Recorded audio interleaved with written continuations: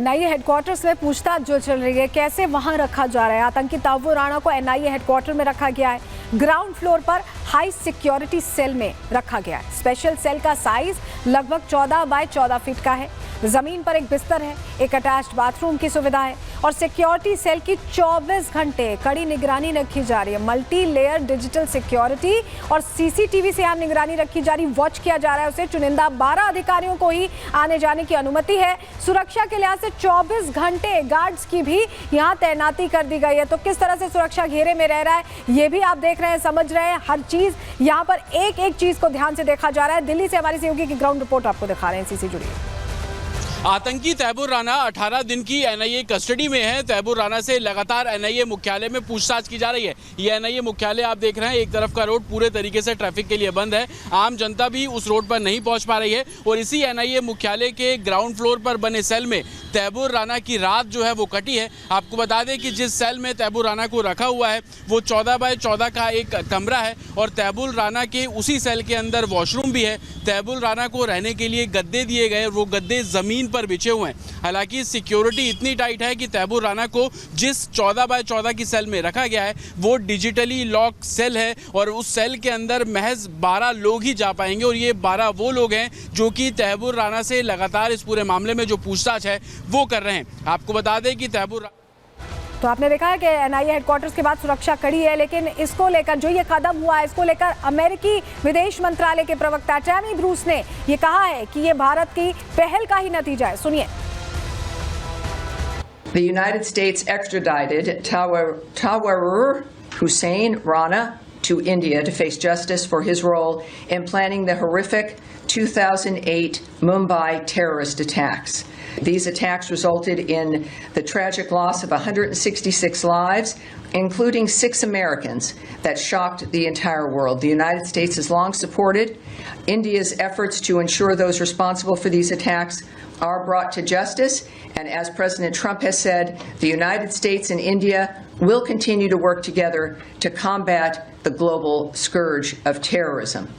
So it is, he is in their possession, and we are very proud of that dynamic. लेकिन किस समझौते के तहत तहव्वुर राणा को लाया गया है, चलिए वो जानकारी भी आपको दे देते हैं। ये जानकारी आपको किसी ने नहीं दी होगी अब तक, आपके सामने रख रहे हैं जानकारी। साल 2023 में भारत और अमेरिका के बीच समझौता हुआ था और सक्रिय आतंकियों की जानकारी साझा करने को लेकर ये एमओयू साइन किया गया था। इसी समझौते के तहत तहव्वुर राणा का प्रत्यर्पण हुआ है। दोनों देशों ने तहव्वुर राणा से जुड़ी जानकारियां साझा की और अमेरिकी एजेंसियों ने भी कई दस्तावेज इसके बाद मुहैया कराए। अमेरिकी कोर्ट में भारत का पक्ष मजबूत होता चला गया और इसी के बाद प्रत्यर्पण का रास्ता साफ हुआ। इसको लेकर पूर्व डीजीपी एसपी वैद क्या कह रहे हैं, उन्हें सुनिए। Long battle. It took about 17 years to get Tahvur Rana to India. I think it is a huge success for the investigating agencies of India, particularly the NIA, and lot of hard work by Ministry of Home Affairs and Ministry of External Affairs. This extradition would not have been possible if President Trump was not President of USA. And the personal equation of our Prime Minister Narendra Modi with President Trump actually acted as a final nail in his extradition to India. तो देखिए, तारीफ तो हर तरफ हो रही है जिस तरह से भारत ने कूटनीतिक जीत हासिल की है। तहव्वुर राणा को घसीटकर भारत लाया गया। 2 तस्वीरें आपको दिखाते हैं जहां प्रधानमंत्री नरेंद्र मोदी की विजिट के बाद ये संभव हुआ। ऐसे में मुंबई में भी ये पोस्टर्स लगे हैं कि मोदी है तो मुमकिन है, और वाराणसी में भी जहां से वो सांसद है कि कई होंगे बेनकाब, सबका होगा हिसाब, ये पोस्टर्स लगे हुए हैं। ये मुंबई और वाराणसी की तस्वीर आपको दिखा रहे हैं और ये जनता ने लगाए हैं क्योंकि जनता इस कदम का स्वागत कर रही है। सियासत भले हो रही हो लेकिन जनता स्वागत कर रही है। मुंबई और वाराणसी की तस्वीर बता रही है कि तहव्वुर राणा के भारत प्रत्यर्पण से ये साफ हो गया कि आगे कोई भी आतंकी कुछ भी करता है तो वो सोचेगा, क्योंकि भारत खींच के ले आएगा चाहे 17 साल लग जाए। ये मैसेजिंग क्लियर जा चुकी है। हमारी सहयोगी पुनीता की ग्राउंड रिपोर्ट बनारस से आपको दिखा रहे हैं।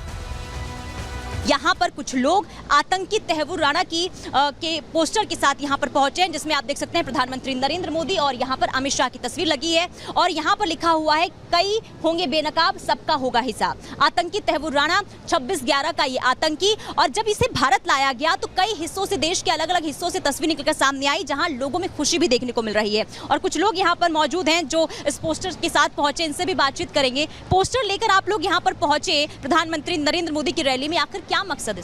हम माननीय मोदी जी का आभार वंदन अभिनंदन करने के लिए पोस्टर लेकर के आए थे।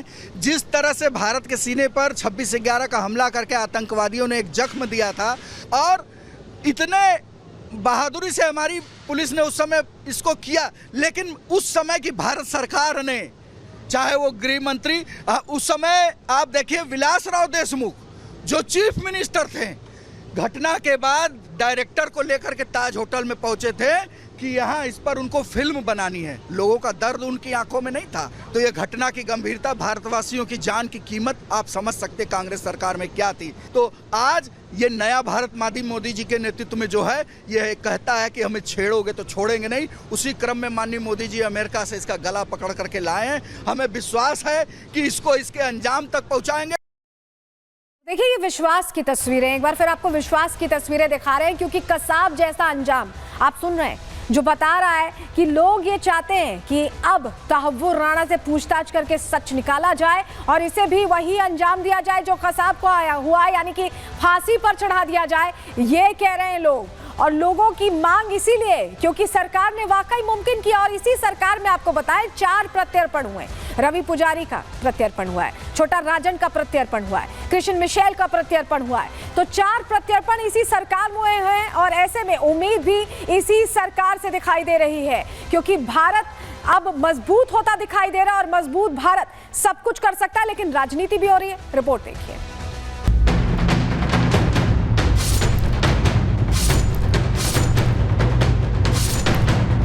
भारत में मोदी सरकार, दुश्मनों हो जाओ खबरदार।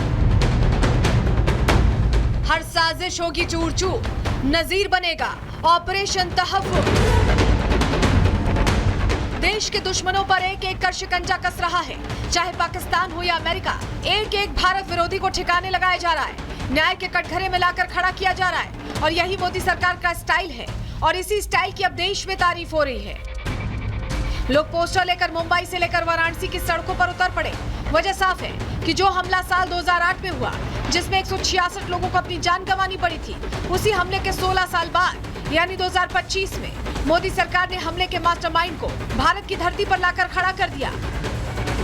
तारीफ इसलिए भी हो रही है क्योंकि जब हमला हुआ तब देश में यूपीए सरकार थी, लेकिन हमले के मास्टरमाइंड तहव्वुर राणा को अमेरिका से घसीटकर भारत लाने वाली मोदी सरकार है, और अभी इसी मुद्दे को लेकर राजनीति तेज है।